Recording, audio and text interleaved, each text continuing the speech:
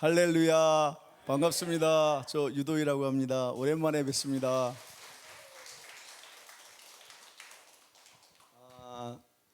저 처음 뵙는 분도 있고 여러 차례 뵌 분도 있는데, 제가 이제 목사님 말씀을 듣고 어떤 말씀을 같이 공부하고 나눌까 하다가 이제 6.25 전쟁에 대해서 우리가 기존에 알고 있는 내용과 또 실질적으로 6.25 때 어떤 일이 있었는지, 6.25 전후에 어떤 일이 있었는지, 이런 부분에 대해서 제가 함께 나누고자 그런 부분에서 6.25를 좀 색다른 시각에서 한 번쯤 서로 배워보고 함께 공유했으면 좋겠다 해서 준비했고요.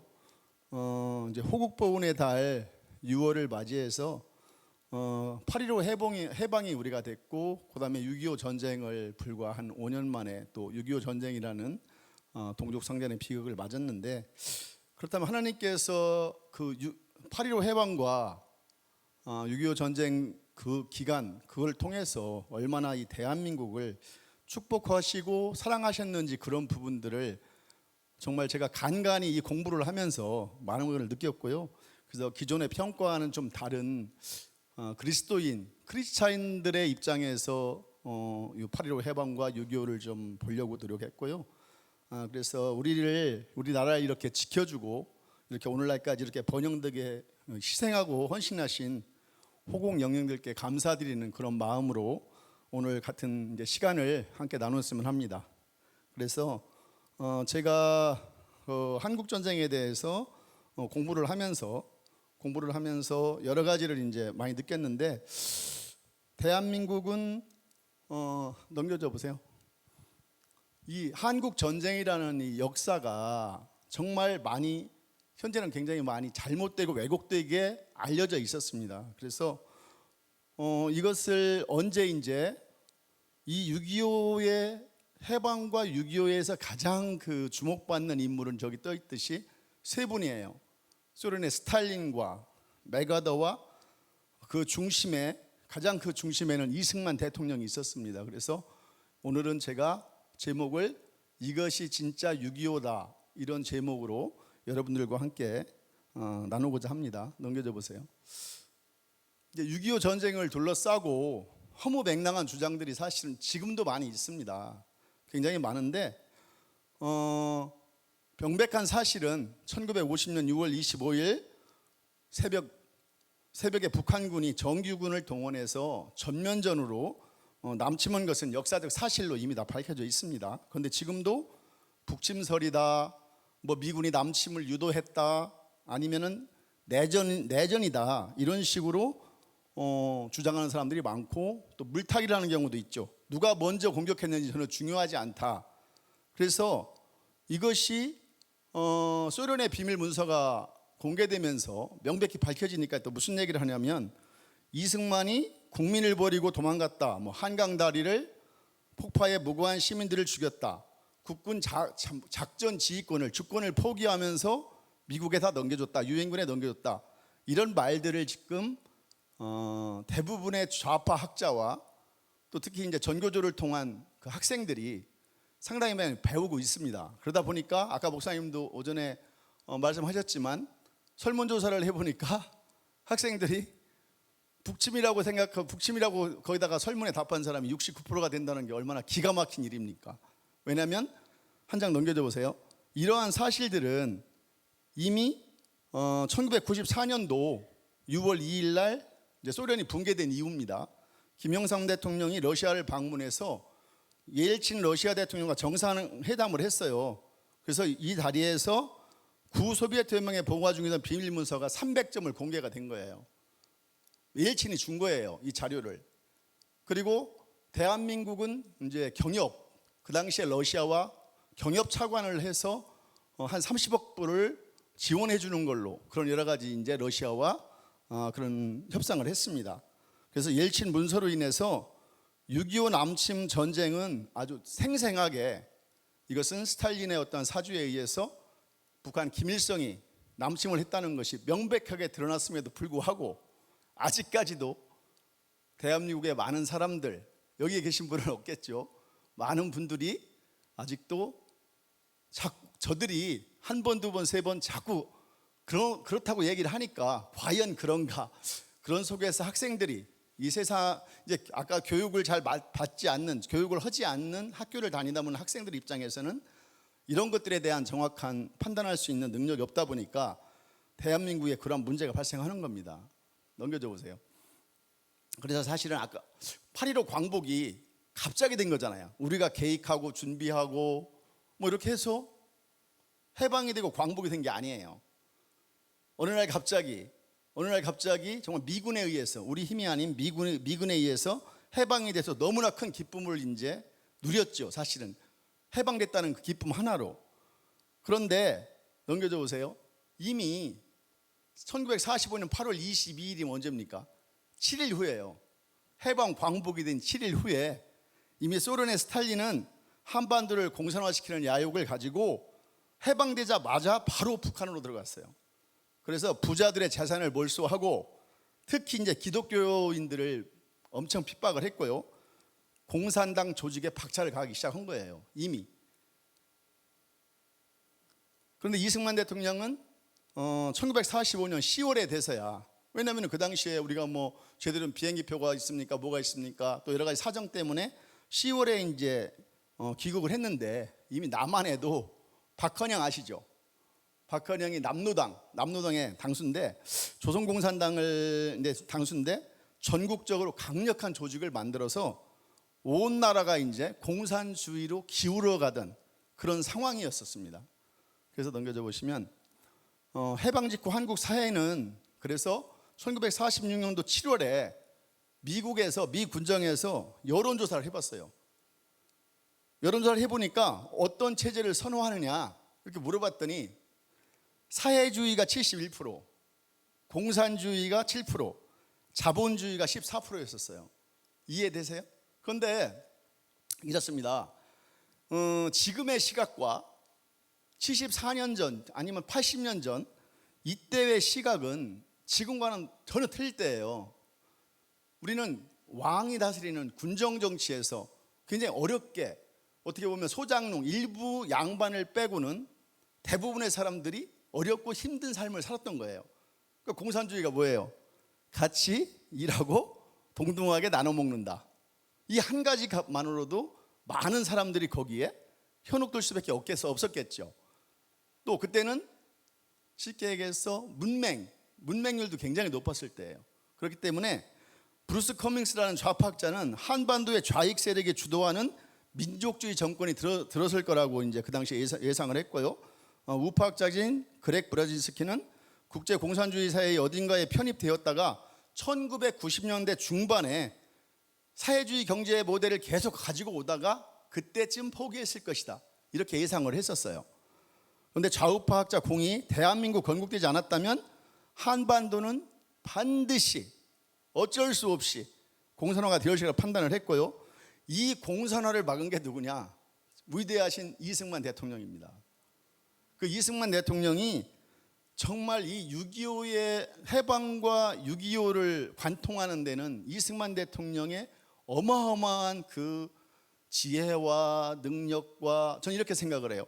이승만 대통령을 제가 이제 그전에도 강의를 한 적이 있는데, 이승만 대통령이 사실은 지금 따져보면 지금 연세로 봐도 그 당시에 아마 대한민국에 아마 60 정도면은 그때 환갑잔치를 할 때잖아요. 60 넘으면 거의 이제 많이 돌아가실 나이예요. 그런데 이승만 대통령은 그 당시에 이미 70세가 넘었어요. 해방될 때 이미 70세가 넘으셨다고요. 생각을 해보세요.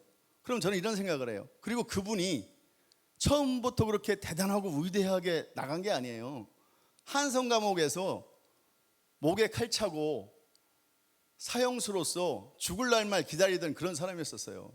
그런데 그분이 거기에서 하나님을 만나잖아요.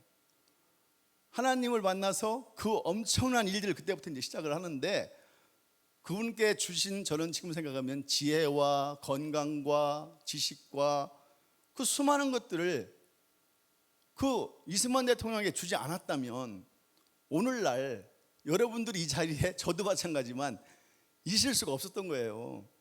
어떻게 그분, 그러니까 이런 얘기 있잖아요. 낮은 자를 썼지. 사실 그 당시만 해도 이승만이라는 사람은 그 한성 감옥에 있을 때는 얼마나 비참한 그런 죄수에 불과했잖아요.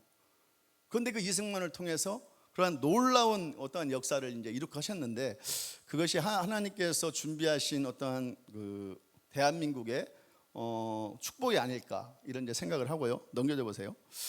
그 당시에 이제 소련이 남한의 좌익들까지 다 조종을 했어요. 그 당시만 해도 아까 말씀드렸듯이 뭐 70%, 80% 가까이가 사회주의, 공산주의를 선호할 때니까. 그리고 남한에는 박헌영이, 남노당의 당수가 수도 없는 그러한 이제 자기들의 그 남노 당원들로 이제 만들었는데, 46년도에 37만 명이 있대요. 남노 당원이 1946년도에. 그래서 이러한 사람들이 그 대구 폭동이니 노동자 파업 등 소련 자금이 계속 자금을 대줬어요. 소련에서 그러한 돈을 가지고 이러한 일들을 하게 된 거예요. 그래서 소련군이 북한의 이제 화폐까지 개혁을 해가지고 모은 돈을 남한의 좌익 세력에 지원을 한 거예요. 모든 조직은 목사님도 해보시면 돈이 있어야 됩니다. 돈이 없으면 조직하기 힘듭니다. 그리고 행동하기 힘들어요. 그래서 이러한 것들을 소련에서 굉장히 주도적으로 했고, 좌익 세력들에게 명화관, 신문사를 매입해서 선전선동하고 강력한 조직력까지 확보를 해준 거예요. 그래서 당시 소련이 남한 공산 세력에 지원한 화폐는 남한 통화량의 40%였대요. 이해되세요? 통화량의 40%. 엄청난 돈을 소련에서 이제 넘겨준 겁니다. 그래서 그럼에도 불구하고 넘겨져 보세요. 좌익 폭동을 진압을 했는데, 그 당시에 이제 그러한 남노당원도 많이 있고 또 해방 후에는 굉장히 혼란스러울 때잖아요. 그러니까 여기저기에서 어떤 공산당들이, 좌익들이 계속 폭동을 일으키고, 그래서 이승만 대통령은 정부 출범 2달 후에 여수 순천반란이 사건이 발생했는데, 이런 좌익 폭동을 진압하게 됐는데, 그때에 좀 이따 이제 자세히 설명을 하겠지만 굉장히 중요한 일이 생겨요. 뭐냐면은 군대 내에 남노당이 군병력의 50%였대요. 남노당원이. 그래서 초급장교와 하사관 전체의 3분의 1이 좌익이었고요. 이로 인해 군부 내의 좌익 세력을 이제 발본색원하게 됐는데, 그때 이승만 대통령이 군에 있는 남노당을 제거한 것을 우리가 숙군이라고 하는데, 그때 이런 것을 다 제거를 하게 된 거예요. 그래서 여순 반란 사건이 이제 축복으로 바뀐 비극이라고 얘기하는데, 그러면서 그들이 이제 숙군이 되니까, 숙청을 하니까 그 자리를 우익 청년들이나 이런 사람들로 메꾸게 됐고, 그걸로써 6.25 때 박헌영이가 큰 소리 쳤었잖아요. 내려오기만 하면 우리 몇십만이 동시에 이걸 해서 대한민국은 바로 접수할 수 있다고 했는데도 불구하고 동요하지 않았던 것은, 이렇게 이승만 대통령이 이미 군 내부에 있는 남도당원들을 다 숙군했기 때문인 거예요. 그래서 굉장히 이제 큰 역할을 했던 거죠. 이 사건을 위해서. 그런데 미국은 이승만 정부의 굉장히 좀 뭐랄까 지도력에 이제 의문을 갖기 시작했죠. 왜냐하면 나라가 건국을 했는데 너무나 많이 혼란스럽잖아요. 여기저기에서 폭동이 일어나고 그러니까 미국 입장에서는 과연 이승만 대통령이, 그 연로하신 이승만 대통령이 이 나라를 제대로 해나갈까, 당연히 이제 문제가 생겼던 거죠. 그래서 그 당시에 한국 내에서는, 국내에서는 쉽게 해서 남노당원들이 많으니까 미군에 대해서, 그 당시에 미군이 해방이 되면서 남쪽엔 미군, 북한에는 소련이 들어왔잖아요.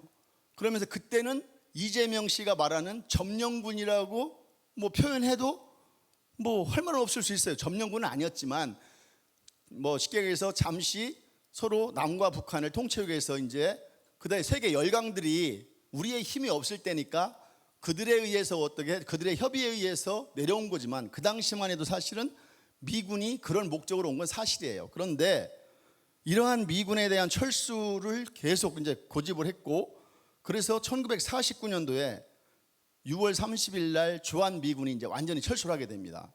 그래서 그때의 미군과 6.25 때 다시 온 미군은 전혀 다른 미군이에요. 혼동하면 안 되는 거예요. 그런데 그 저쪽 좌익 사람들, 특히 이재명 씨가 얘기했던 그 점령군이라는 많이 들어보셨죠? 그 미군 점령군이 뭐 이렇게 했다는 그런 어떠한 그 말하는 것을 들어보셨잖아요. 그때가 전혀 틀린데도 불구하고 그들은 약간의 물타기를 하는 거예요. 사실은 그 이후에 온 미군이에요. 현재 이 주둔하고 있는 미군은 6.25 이후에 온 미군이에요. 그렇게 아셔야 되고요. 그래서 1949년도 9월 달에 장개석이 대만으로 쫓겨내서 모택동이 중국 본토를 이제 차지하고 있었고 7, 8월에 모택동이 최고 정예부 조선족 상계 세계사단을 북한에 보내서 인민군해를 대대적 강화를 했고 스탈린은 핵실험에 성공을 했고 미국은 에치슨 선언으로 한반도에서 발을 빼게 된 그런 세계 정세가 아주 급박하게 돌아가게 됐을 때예요. 그래서 에치슨 선언이라고 하면은 미국 전 국무장관이 했었는데 이 사람이 1950년 1월 12일 날 이제 아시아에서의 위기라는 제목으로 연설을 했는데 소련의 스탈린하고 중국의 마오쩌둥의 공산화를 저지하기 위해서 선을 그었는데 미국 방위선을 알주산열도, 일본, 오키나와 필리핀을 연결하는 선을 이것을 에치슨 라인이라고 하는데 한국을 빼버린 거예요. 한국을 중요하게 여기지 않았던 거예요. 그 당시만 해도 지정학적 위치를 크게 인정하지 않았던 시기입니다. 그 당시만 해도. 그래서 소련군 그 당시에 소련군 장교 3,000명을 북한에 보내서 인민군 한계사단에 소련 장교 15명 배치하고 전투기 40대, 폭격기 70대, T-34형 전차 242대, 항공기 등등 북한에 대량의 무기를 이미 제공을 다 했어요. 그럼 뭘 했을 거예요? 왜 그렇게 했을까요? 전쟁을 준비한 거죠, 이미. 그런데 그거는 이미 그러한 것을 다 진행하고 있는데 지금도 한국의 어떠한 좌파들은 전혀 다른 얘기를 해요. 전혀 다른 얘기를 하는데 그러한 부분들은 제가 이제 여기서 다루기는 사실 사건이 너무 많아서 오늘은 6.25에 대한 거 이런 부분들만 제가 하다 보니까 그런 부분 나중에 또 시간이 되면 한번 말씀드리겠습니다. 그래서 스탈린이 저도 이번에 깜짝 놀랐는데 이 스탈린이 미국과 스탈린이 전 세계를 이제 유럽을 더 먹기 위해서 미국과 중공을 싸우게 하기 위해서 김일성을 남침 전쟁에 이용을 했더라고요. 전 처음 알았어요. 이 공부를 하면서도 처음 알았는데 스탈린이 미국을 한반도에 끌어들이고 북한을 쉽게 해서 중공군을 개입을 시켜가지고 이걸 싸움을 하게 함으로써 이들이 여기에 집중할 때 자기는 유럽을 먹겠다는 이런 계산을 했던 거예요. 스탈린이. 그래서 국공 내전을 통해서 장개석과 모택동 이 사람은 굉장히 피투성이가 돼서 싸울 줄 알았는데 장개석이 너무 쉽게 쫓겨났어요. 사실은 좀 싸워줘야 되는데 스탈린이 생각할 때는 격렬하게 싸워가지고 정말 서로 피투성이가 돼가지고 그룹기 상태가 돼야 되는데 너무나 쉽게 무너지다 보니까 모택동이 세계 공산주의를 주도할 수도 있겠다 이런 이제 스탈린이 생각을 한 거예요. 그래서 미국과 모택동을 동시 타격하겠다는 생각으로 이제 남침을 준비를 했던 건데 김일성이 남침 전쟁을 이어서 이렇게 했는데도 불구하고 그것이 잘 안 되다 보니까 이제 스탈린이 또 이제 다른 방법을 씁니다. 그래서 그 소련군이 넘겨줘 보세요. 그 당시에 어느 정도까지 세밀했냐면 여기 지도까지 어떻게 해서 어떻게 남침을 하라는 작전 계획까지 전부 다 수립을 다 해줬어요. 그러니까 굉장히 디테일하게 이미 저들은 남침을 하려는 준비를 다 했던 거예요. 그래서 2차 대전, 세계대전 영웅 바실리에프 장군을 북한에 보내서 남침 작전 계획을 작성해 주었고 소련이 처음에는 군사고문단이 선제 타격 계획이라고 짰다가 나중에 야 이거 선제 타격이면 우리가 공격한 게 되잖아. 그래서 말을 어떻게 바꿨냐면 반격 계획. 쟤들이 우리 공격해 왔으니까 우리는 반격을 하겠다. 이래서 반격 계획으로 그 명칭을 바꿨어요. 얼마나 치밀합니까? 처음에는 선제 타격이라고 했다가 나중에 반격 계획으로 이 계획을 바꿔서 이렇게 수립을 해줬습니다. 넘겨줘 보세요. 1950년 4월 10일 날 스탈린이 최종적으로 남침 전쟁을 승인하게 됩니다. 처음에는 1950년도 1월 초에 에치슨 선언이 발표되니까 스탈린이 1950년 1월 30일 날 김일성을 모스크바로 초청을 했어요. 그리고 그 다음에 김일성이 2050년 3월 30일 날 두 번째 모스크바 방문을 했고 모스크바에서 스탈린, 김일성과 세 차례 회담을 했습니다. 그 이후에 1950년에 4월 10일 날 최종적으로 남침 승인을 요청하니까 스탈린이 그 당시에 수락을 했던 겁니다. 여기 보시면 김일성과 박헌영이 이렇게 같이 갔어요. 저 모스크바에. 그리고 6.25 남침 전쟁 결정된 이 비극의 날이 1950년 4월 10일입니다. 그날은 한번 저도 기억해 두시는 것도 괜찮을 것 같아요. 그래서 1950년 4월 10일 날 스탈린이 그렇게 얘기를 이제 승인을 했고, 남침 전쟁 승인에 스탈린이 김일성에게 충고를 했습니다. 누가 침공했는지 모르게 감춰라. 한국과 미국이 체계적으로 저항하거나 국제사회의 지원 동원할 생각조차 할 수 없도록 이 전쟁은 기습적으로 해라. 소련은 직접 개입하지 않을 것이니까 모택동이 아시아 문제의 정통하니 그에게 맡겨라. 얼마나 이 사람이 계략이 뛰어납니까? 자기는 쏙 빠지고 중국 모택동한테 그것을 넘겨버린 거예요. 그래서 이 6.25 남침 전쟁의 그 정말 4인방이죠. 4인방을 보면은 정말 이 우리가 대한민국 역사에서는 굉장히 이 사람들에 대한 사실 인식하는데, 박헌영과 김일성과 스탈린과 모택동이 이 4명 4인방이 이 대한민국의 어떠한 6.25 남침을 체계적으로 했다고 보시면 됩니다. 넘겨져 보세요. 한편 이승만 대통령은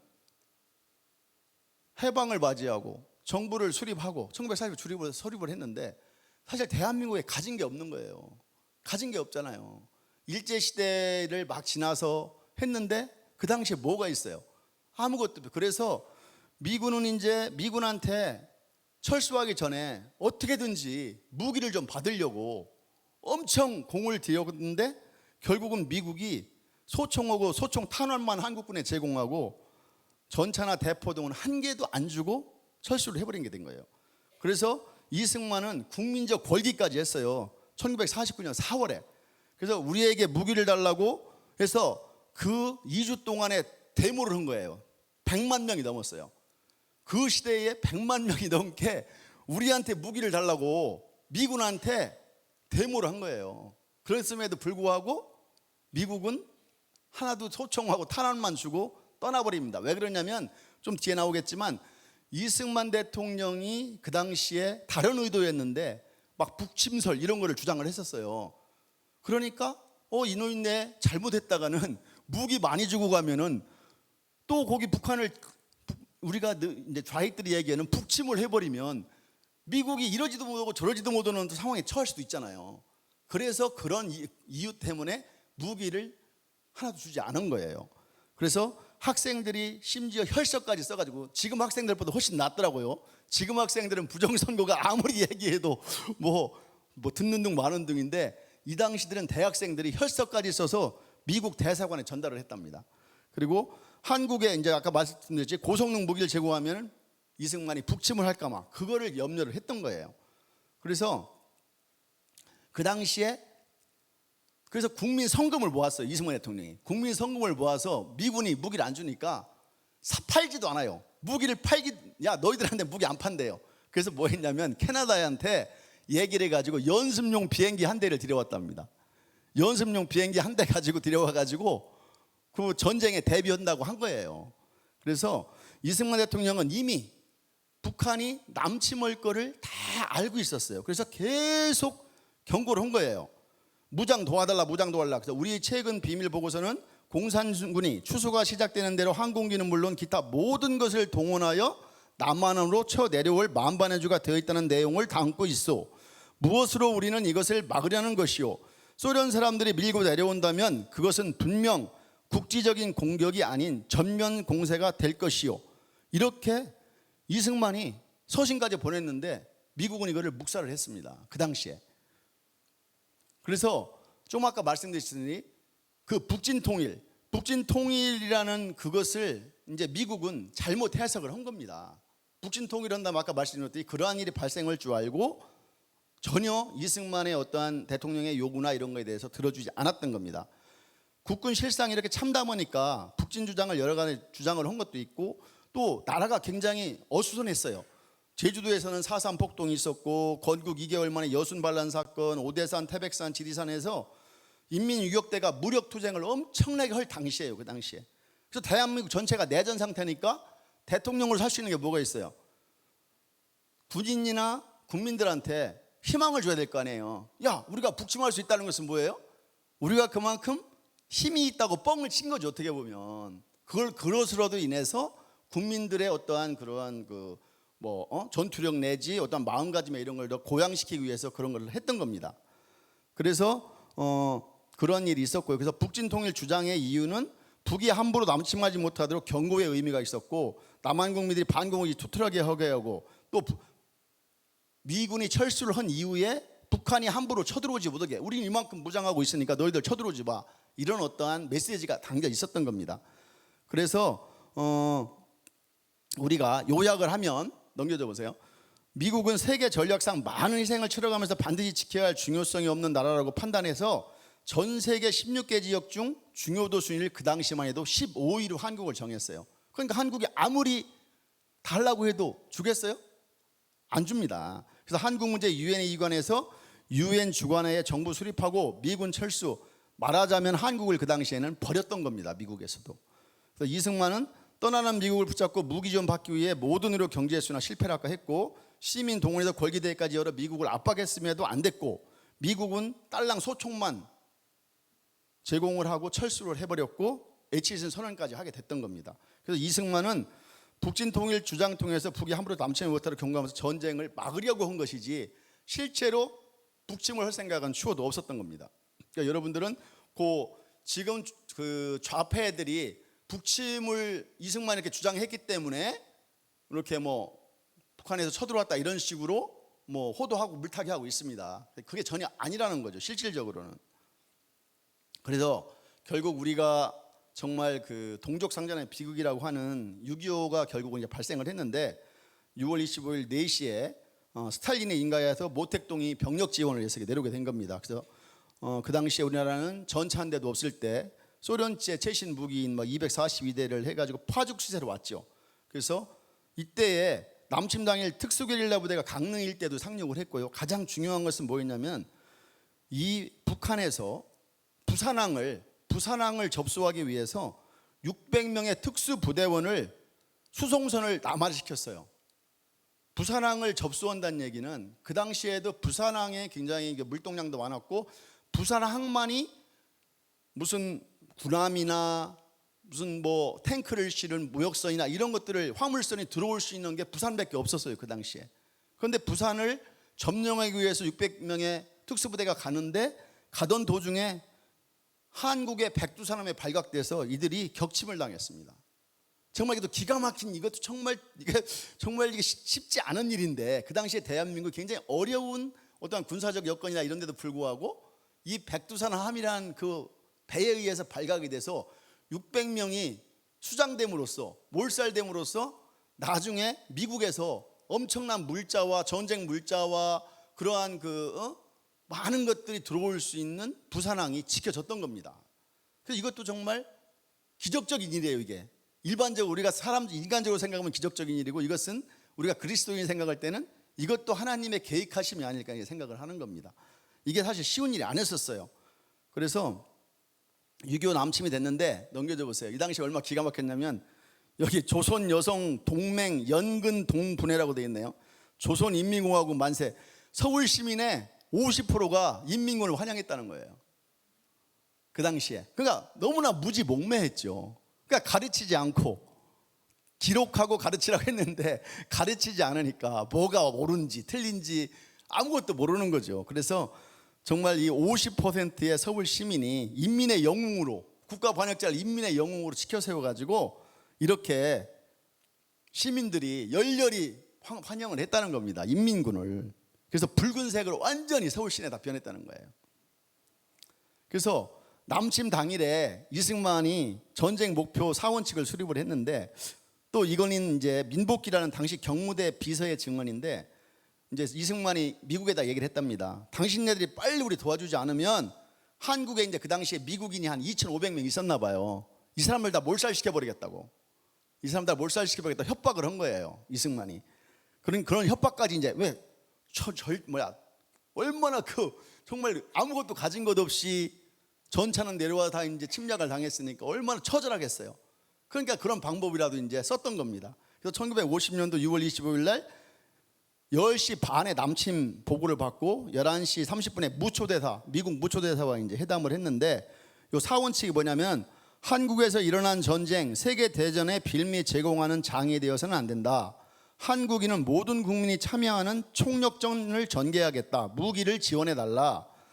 북한 불법 남침 남북 통일의 기회로 삼는다. 이게 무슨 얘기냐면 이승만 대통령은 휴전하기를 원하지 않았어요. 그랬잖아요. 그리고 해방됐을 때도 북한 남한과 이렇게 갈라지길 원치 않았어요. 통일되길 굉장히 원했던 분이에요. 그러니까 미국 소련하고 너희들이 그 당시에 38선 그건 왔는데 이제 무효다. 야, 쟤들이 쳐들어왔으니까 이제 그 선 없어진 거야. 이렇게 얘기를 했던 겁니다. 그래서 우리가 북침해서 통일을 하겠다. 이렇게 이제 얘기를 했던 겁니다. 그래서 위기를 타개하고 북진 통일에 미국과 유엔의 지원이 절실히 필요하다.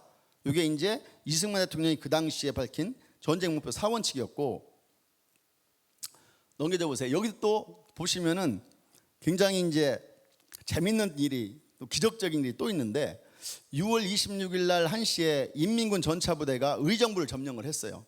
인민군이 이날 저녁 7시부터 창동 의정부선을 공격을 했고, 당시 인민군 전차는 시속 55에서 60km를 달릴 수가 있었대요. 그런데 38선에서 서울까지 최단 거리가 48km예요. 그럼 1시간이면 오잖아요. 그냥 막 뭐 쉬지 않고 밀어붙였으면 1시간이면 올 수 있잖아요.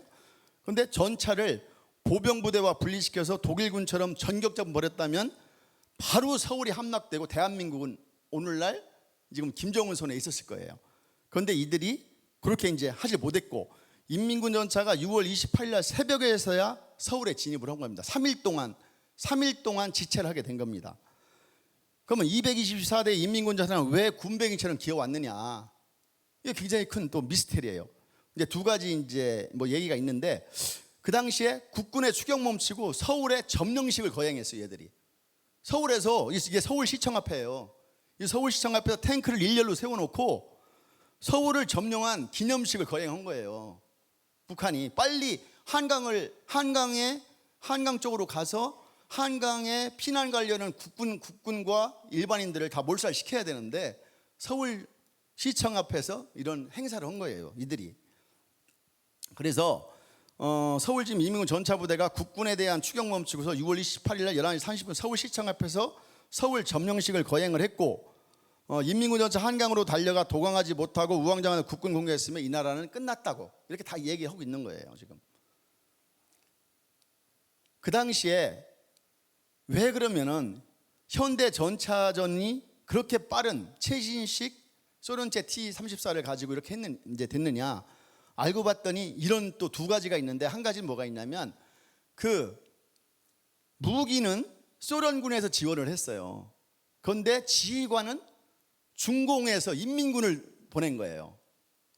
이제 목태동의 자기만의 계략이었어요. 그런데 그것이 통하지 않았던 거예요. 결론적으로는 그 무슨 얘기냐면 중공군들은 이런 탱크전을 해본 적이 없어요. 게릴라전만 한 거야. 육박전. 그러니까 탱크가 빨리 가면 야 천천히 왜 이렇게 빨리 가, 다시 돌아와, 이런 식으로 해서 탱크가 전진하는 것을 같이 쫓아가서 이거를 점령을 해야 되는데 계속 탱크를 못 가게 막은 거예요. 그 인민군 장교들이, 저기 이제 중공에서 투입된 인민군 장교들이. 그러니까 당연히 그들의 지휘관이니까 탱크 보는 사람들도 그 말을 따를 수밖에 없는 거잖아요. 그 또 한 가지 서로 뭐가 있냐면 그것도 일리가 있어요. 박헌영이가 기다리라고 했던 거야. 야, 곧 대한민국에서 몇십만 명의, 아까 남로당원이 37만 명이라고 했잖아요. 37만 명이 동시에 일어날 거니까 기다려라. 기다리면 곧 다 밑에서 다 치고 들어오는데 너희들 힘들게 왜 내려와? 그냥 있으면 되지. 이런 설이 또 있어요. 그것도 사실이라고 저는 보고 있는데, 하여튼 이런 두 가지가 굉장히 대한민국을 살리는 큰 역할을 또 하게 된 겁니다. 그래서 넘겨줘 보세요. 그래서 이러한 이 전차 부대의 어떠한 공격의 특성들을 제대로 인지하지 못한 중국 인민군 지휘관들에 의해서 대한민국이 3일 동안 거기에서 쉽게 함락되지 않았고, 그러면서 미군과 유엔군이 들어올 수 있는 시간을 벌게 된 거예요. 정말 생각해보면 기가 막히잖아요. 어떻게 그 좋은 무기를 다 가지고, 여러분들 6.25 옛날에 학교 다닐 때 6.25 전쟁 같은 영화 보면은 그 화염병 들고 가서 탱크 뚜껑 열고 그거 집어 던지는 거 보셨죠?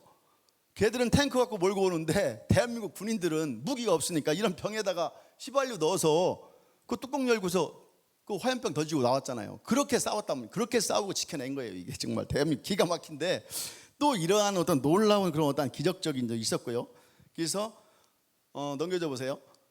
그렇게 우리가 영화에서 봤듯이 그 국군들은 진짜 죽기 살기로 싸운 거예요. 그렇게 몸을 던져서, 본인의 몸을 던져서 탱크에 올라가서 그 화염병을 던지면 본인은 살 수 있나요? 본인도 죽는단 말이에요.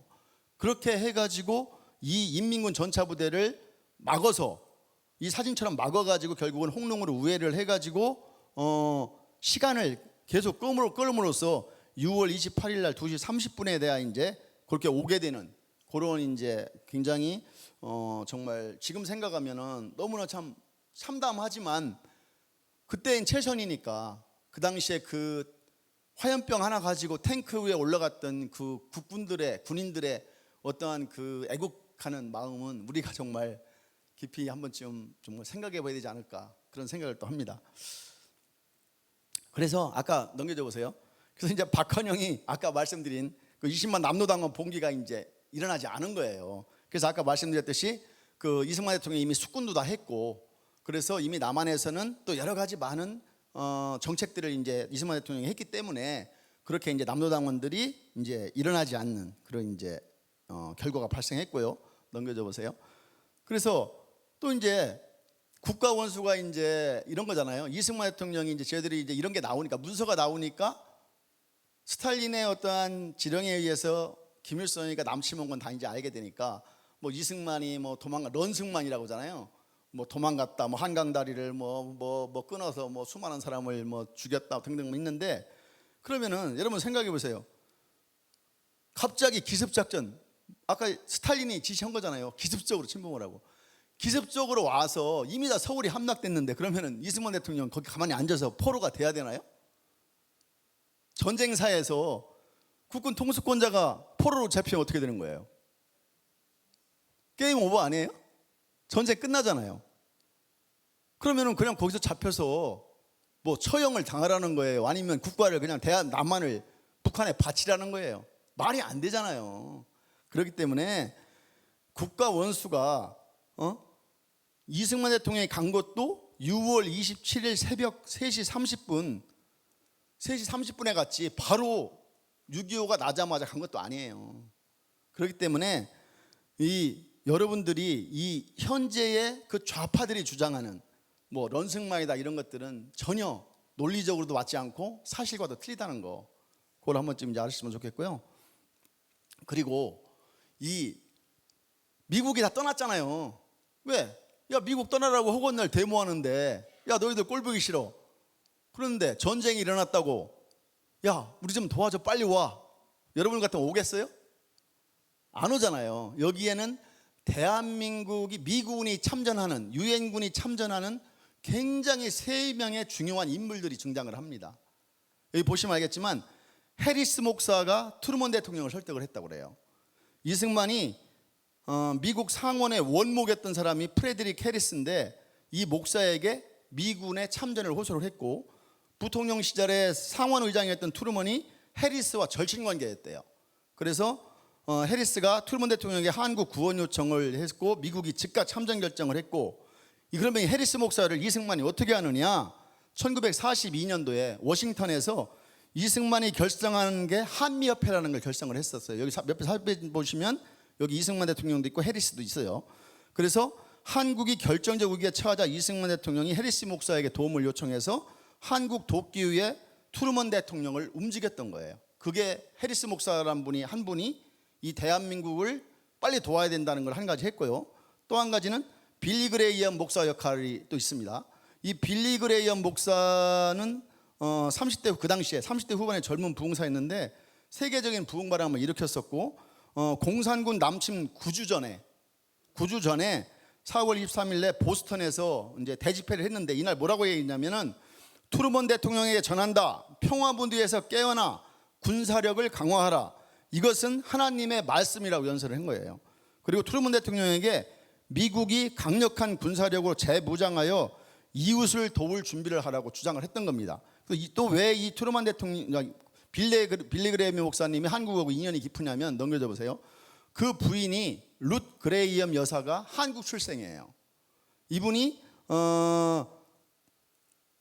룻 그레이엄 여사는 일제 때 북한에서 활동하던 선교사의 딸이고 함경북도 함흥이 출생지랍니다. 이 부인이. 그러니까 얼마나 그 한국에 대한 애착이 크겠어요. 그래서 부흥 목사로서 세계적인 명성을 떨치던 빌리 그레이엄이 이웃을 도우라고 이제 외쳤고 100억 원을 비롯해서 미국 지도청에게 이것이 전해져 가지고 한국을 이제 참전하게 되는. 그래서 트루먼은 미국 본격 참전 결정한 후인 1950년 7월 14일에 빌리 그레이엄 목사를 백악관에 초청을 해서 이제 환담도 했고요. 그래서 빌리 그레이엄 목사님도 굉장히 큰 역할을 또 한국 참전을 했고요.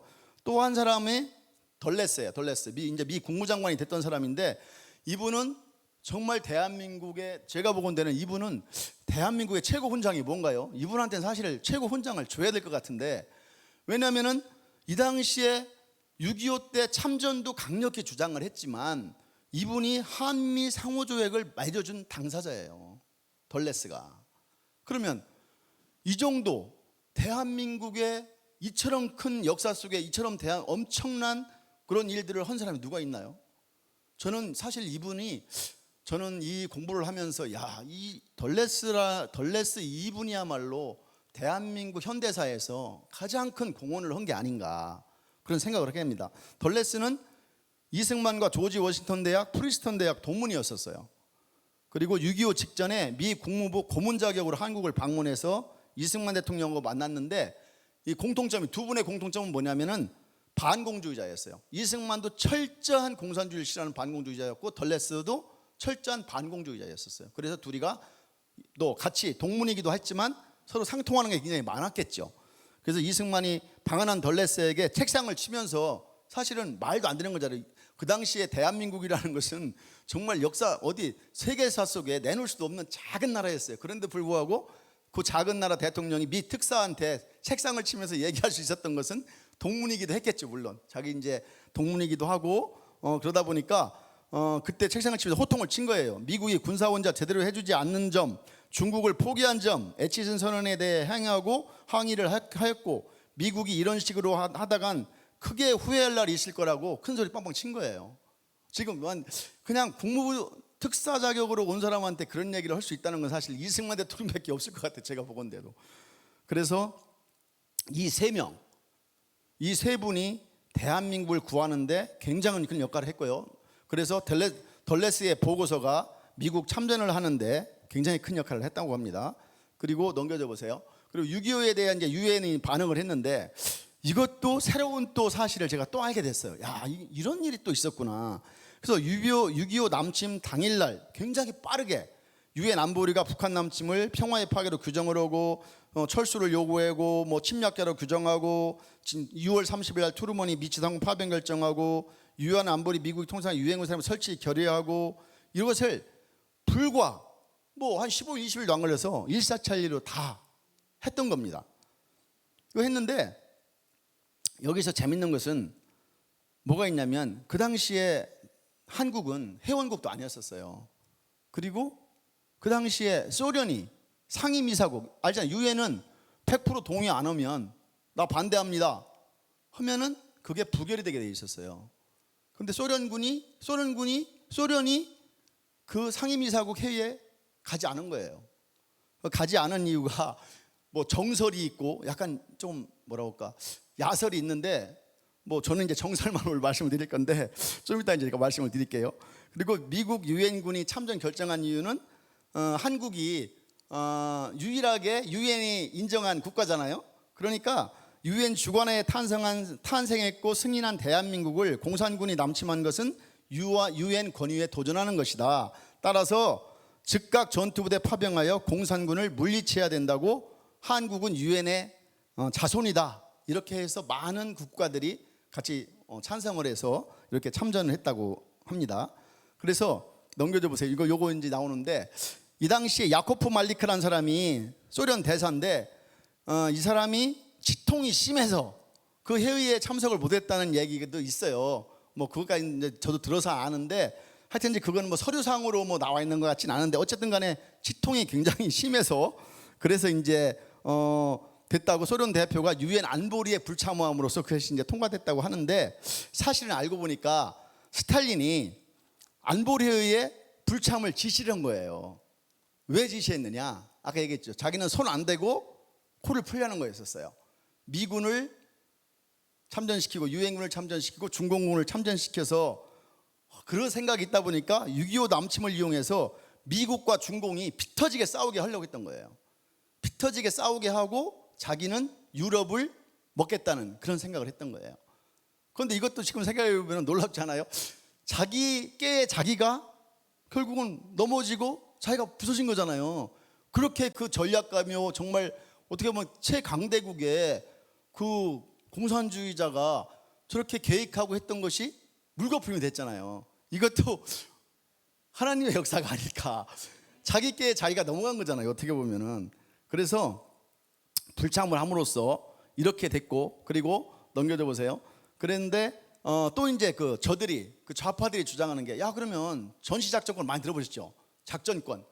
작전권을 이승만 대통령은 넘겨줬단 말이에요, 유엔에. 왜 그러면 넘겨주냐 이거. 왜, 야 너희들 주권을 왜 포기했느냐, 이승만은 주권까지 다 포기한 사람 아니냐, 이렇게 주장을 해요. 또 왜 아닌지를 보시면은 미 육군대학 전략문제연구소에 보면은 전략이 월남전 아시죠? 월남전이 패망했잖아요. 거기는 전쟁이 목적이 달랐고 미군과 월남군이 하나의 적 두고 두 개의 군대가 됐던 거예요. 작전 지휘권이 따로따로 있었어요. 월남군 따로 미군 따로. 이러다 보니까 원만하게 되겠어요? 그런데 한국전은 한국이 전쟁 당사국이고 미국이 주요 참전국으로 두 대통령이 최고 사령관인데, 이승만은 남침 직후의 대통령으로서 국가원수로서 국군 통수권자로서 활동 대단히 적절했고 반드시 해야 할 일을 정확히 수행했다고 보는 것이 요 다음 장에 나옵니다. 왜 그러냐? 작전지휘권 이양의 진정한 의미는 전략가 클라우제비치 전쟁론에서 전쟁 승리는 지휘 통제체제 단위로해서 시작된다고 얘기를 하고요. 당시 한국은 유엔 회원국이 아니었어요. 그러다 보니까 유엔군이 파병되면 한국군이 작전지휘권 매각에 이양을 했는데, 유엔군 사령부로부터 사령부의 한국전 수행 책임 전적으로 맡기고 한국군이 유엔군의 일원이 되어 전쟁하는 군대로 탈바꿈을 했는데, 왜 그렇게 했느냐? 이것은 주권의 포기가 아니라 유엔 회원국이 아닌 한국에게 유엔 회원국 자격을 주게 된 거예요. 그거를 작전지휘권을 이양함으로써. 그리고 유엔군이 아닌 국군에게 유엔군의 일부로 싸울 수 있는 여건을 제공하게 된 거예요. 그 하나로 인해서. 작전지휘권을 넘겨주지 않았다면 월남처럼 똑같이 틀린 거예요, 이게. 그리고 유엔 회원국도 한국은 아니고. 그래서 또 한 가지는 이승만의 아주 전략가잖아요. 그리고 국제법에 아주 능통한 분이에요. 이분은 무슨 생각까지 했냐면은 미국 주도의 유엔군에게 전쟁에 대한 무한 책임을 지우려는 이승만의 대전략이었어요. 야 니들이 책임져, 니들이 작전지휘권 다 했는데, 야 니들이 책임져 임마, 우리는 뭐 한 게 없잖아, 니들 하라는 대로 다 했는데. 이렇게 되는 거예요. 이렇게 얼마나 이 지략이 뛰어납니까? 정말 제가 공부를 하면서도 보면은, 야 이 연세가 80이 다 된 이 노인분이잖아요. 어떻게 보면 이 노인분의 이 머리에서 일반적인 사람이라고 해도 지력이 떨어지고 이 계략이 떨어지고 지혜가 떨어질 때잖아요. 그런데 이 연세에 어떻게 이렇게 국제 정세를 꿰뚫어보고 미국의 그 잘 나가는 그 세계 최고의 미군의 정치가들의 머리 위에 있는 거잖아요. 어떻게 보면 그런 지혜를 결국은 하나님 주신 거 아닌가요? 그래서 하나의 전쟁에서 명령체계 통일 원칙이 적용이 돼야 된다는 것이고요. 그래서 이승만이 국군 작전지휘권을 이양한 것을 주권을 팔아먹은 나쁜 놈이 아니라 이 나라를 정말 구하기 위한 대전략이었다는 거죠. 그래서 7월 8일 날 트루먼이 맥아더 유엔 통합군 사령관을 임명을 했고 16개국이 참전을 해서 5개국이 의료진으로 파견을 하게 된 겁니다. 그래서 7월 13일 날 한국에서 유엔군 지상부대가 통합해서 지휘할 미군 사령부 대구로 이동을 했고 7월 14일 날 육군본부도 같이 이전을 했고요. 이날 이승만 대통령 맥아더 유엔군 사령관에게 현재와 같은 적대 상태에 지속되는 동안 한국의 육해 공군 지휘권 귀하에게 이양, 이런 서한을 전달을 맥아더한테 한 겁니다. 그래서 7월 18일 맥아더는 이 대통령 결정 영광으로 생각하며 유엔군의 종국적인 승리를 확신하겠다는 답신을 보낸 거예요, 이승만 대통령에게. 그래서 7월 25일 유엔 안보리가 열려서 유엔 통합군 사령관이 한국군에 대한 지휘권을 보유한다고 결의를 하게 돼서 맥아더가 지휘를 해서 이 대한민국을 다시 인천 상륙작전 등 여러 가지 어떠한 작전을 수행하게 됐던 겁니다. 그런데 넘겨져 보세요. 그런데 이제 전쟁이 몇 년 동안 지속됐잖아요, 한국 전쟁이. 그런데 그런 와중에 이제 어떠한 문제가 생기냐면, 이승만 대통령이 아까 말씀드렸잖아요. 야, 이참에 잘 됐다. 너희들이 어겼으니 38선을 너희들이 깨고 왔잖아. 그러면 이참에 우리는 통일시켜서 하나로 만들어야 되겠다. 그런데 미군이나 유엔은 올 때 처음부터 북한 38선을 넘어갈 생각이 없었어요. 원상회복, 38선까지만 북한군을 몰아내고 전쟁을 종결시키기 위해서 왔던 거예요. 그러니까 전혀 틀렸던 거예요, 생각이. 그런데 그러니까 어때요? 미국과 이승만 대통령이 부딪힐 수밖에 없는 거죠. 이승만 대통령은 이 자국의 이익을 위해서, 통일을 위해서 이렇게 주장했던 것이고, 미국은 또 미국 나름대로의 사실은 사정은 다 있어요. 생각해 보세요. 여러분들 자녀들이 세상 알지도 못하는 어디에 붙어있는지도 모를 나라에 가서 막 시신으로 돌아와요. 수십 명, 수백 명이. 그럼 여러분들 어떨 것 같아요? 야, 전쟁 그만해. 야, 그냥 옛날 땅 찾아줬으면 됐지. 뭘 왜 무리하게 우리 애들 왜 다 죽여? 이거 데모 안 했겠어요? 그런 여러 가지가 충돌하는 겁니다. 그래서 그 당시에 이승만과 미국이 충돌할 수밖에 없었고, 그래서 미국이 넘겨져 보세요. 휴전으로 전쟁 끝내기로 이제 한반도 영구 이제 분단의 길이 여기서 이제 발생을 하는 겁니다. 미국은 1951년 2월 6일 한반도에 관한 5가지 정책 선택지에 관한 문서를 작성했는데, 미국 정부 전쟁 전 상태 회복시키는 방향에서 한국 문제를 해결을 결정했고, 전선을 38선 근처로 밀어 올려서 원상을 회복하고 분단 상태 그대로 놔둔 채 휴전으로 전쟁 끝나기로 결정을 한 겁니다. 이것은 전쟁을 통해서 미수복 지역 수복하여 통일정부 수립하는 이승만의 전략과 정면적으로 이제 배치할 수밖에 없는 그런 이제 상황이 조금만 말씀드린 게 발생을 한 겁니다. 그래서 그 맥아더 장군은 미국 정부 결정에 정면으로 도전을 했어요. 그 당시에 이승만 대통령과 한 목소리를 냈던 겁니다. 맥아더는 휴전 논의는 자살적 유화 정책이라고 반발을 했고, 조금만 더 밀어붙이면 공산주의 전면을 붕괴 가능하다. 전면전 요구하는 편지 미국 상원의원에게 다 보내기까지 했어요, 맥아더가. 그런데 트루먼 대통령은 1951년도 4월 10일 맥아더의 모든 지휘관직에서 이 맥아더를 해임하게 됩니다. 그러면서 이 영구 분단의 길이 이제 하게 된 거예요. 그 당시에 역사는 가정이 없다고 하잖아요. 이 당시에 만약에 맥아더 장군의 말대로 했더라면 그 당시에 아마 통일됐을 겁니다. 그래서 넘겨져 보세요. 그러니까 미국은 휴전을 원하고 이승만은 이제 휴전을 반대하다 보니까 이런 많은 분들이 생각했고, 1951년 후반부터는 이게 이승만이 세계 전략의 걸림돌이 돼버린 거예요. 미국 입장에서 봤을 때는 저 늙은이, 저 노인네, 저 고집불통 노인네, 저 말도 안 들어. 완전히 무슨 떼법도 아니고 어떻게 자기들이 컨트롤도 불가능해. 저거 어떻게 할 거예요, 저거? 그래서 사실은 에버레디 작전이라고 들어보셨죠? 사실 이승만 제거 작전을 미국에서 여러 번 했었습니다. 물론 끝내 그 작전을 하지는 않았지만 이승만을 제거하기 위해서 미국에서 다 작전을 했어요. 왜? 그들 입장에서 이승만이 너무 불편한 거예요, 그 당시에. 그래서 여기 보시면 김성수나 장면, 조병옥 이런 사람들을 계속 미국이 그들한테 이제 메시지를 보내고 그들을 자기 사람들을 끌어들이기 위해서 좌파들 있잖아요, 그런 사람들을 했던 겁니다, 그 당시에. 그래서 넘겨져 보세요. 그런데 이제 이 6.25가 저도 그냥 동족상전의 비극, 그거 일어나지 않을 전쟁, 수많은 사람들이 희생당하고 했다고 그렇게만 생각했는데, 저도 이제 그런 얼핏 생각을 했었어요. 그럼 좋아. 그럼 6.25가 그런 수많은 동족상전의 비극을 낳았는데, 저는 그래서 언뜻 그 생각이 들더라고요. 내가 공부를 좀 더 하기 전인데, 그런데 있잖아, 6.25 전쟁 전에는 대한민국이 아무런 힘도 없었고, 목사님이 말씀하셨듯이 침략을 한 적도 없고 남의 것을 뺏은 적도 없어. 좋은 뜻이지만 어찌 보면은 내가 힘이 하나도 없었던 거잖아요. 엄청난 970여 차례의 외국의 침략을 받고 살았잖아요. 우리나라가 허구한 날 전쟁통에 끌려가고, 쉽게 얘기해서 여성분들은 뭐 청나라에 뭐 몇십만 명씩 끌려가고 이런 수많은 환란을 당했잖아요. 그런데 6.25 전쟁 이후에 한반도에 그러한 비극이 있었나요? 없어요.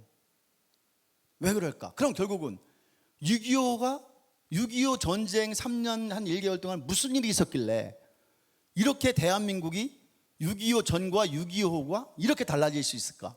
그럼 결국은 역설적이지만 6.25 전쟁이 엄청난 피해 값으로 이루어진 거지만 엄청난 축복과 혜택이 아니었나, 한편으로는.